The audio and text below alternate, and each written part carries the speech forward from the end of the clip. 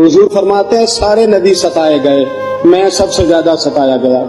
حضور فرماتے ہیں سارے تڑپائے گئے، میں سب سے زیادہ تڑپایا گیا۔ حضرت سلمان فارسی فرماتے ہیں نبی پاک کا چہرہ مبارک بھوک سے اترا ہوا تھا، نبی پاک علیہ السلام کو شدید بھوک لگی ہوئی تھی۔ حضور نے فرمایا سلمان 3 دن ہو گئے کھایا کچھ نہیں، چل ذرا ابو ذر غفاری کے پاس چلتے۔ فرمایا ابو ذر غفاری کے باغ میں گئے، جاتے ہی میں نے حضرت ابو ذر غفاری رضی اللہ تعالیٰ عنہ کے باغ میں جاتے ہوئے جناب عثمان غنی کو بھی لے لیا، جناب ابو بکر عمر و علی کو بھی لے لیا۔ پہنچے،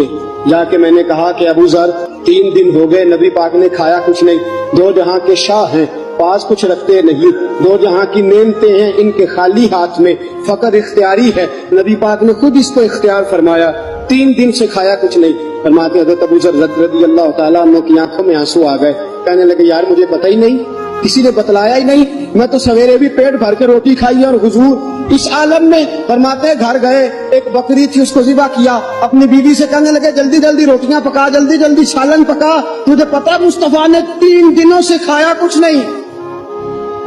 دوستو عرب کی گرمی دنیا میں مشہور ہے، صبح کا روزہ رکھا ہے نا آپ نے، اور اب ظہر کے بعد اٹھنا مشکل ہو جاتا ہے، عصر کے بعد بولنا مشکل محسوس ہوتا ہے، لیکن میرے دوستو 3 دن کا روزہ، بغیر افطاری کے روزہ، میرے نبی کریم علیہ السلام کے صحابی اپنی بیوی سے کہتے ہیں جلدی کر 3 دن ہو گئے حضور نے کھایا کچھ نہیں۔ آپ کی بیوی نے جلدی سے روٹی پکانی شروع کر دی، سالن تیار۔ حضرت جناب ابو ذر فرماتے ہیں دوبارہ باغ میں گیا،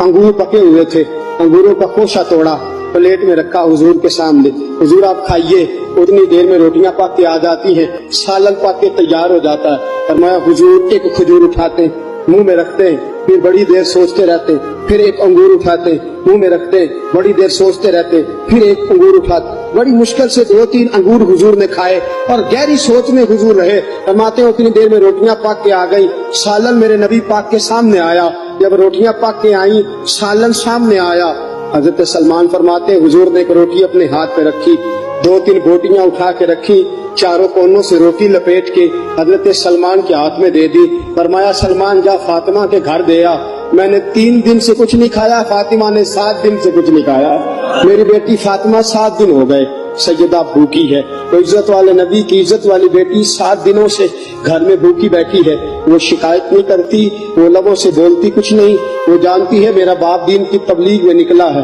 میرے رسول پاک صلی اللہ علیہ وسلم نے فرمایا گھر جا اور جا کے حضرت فاطمہ کو یہ دے آ۔ 7 دن گزر گئے،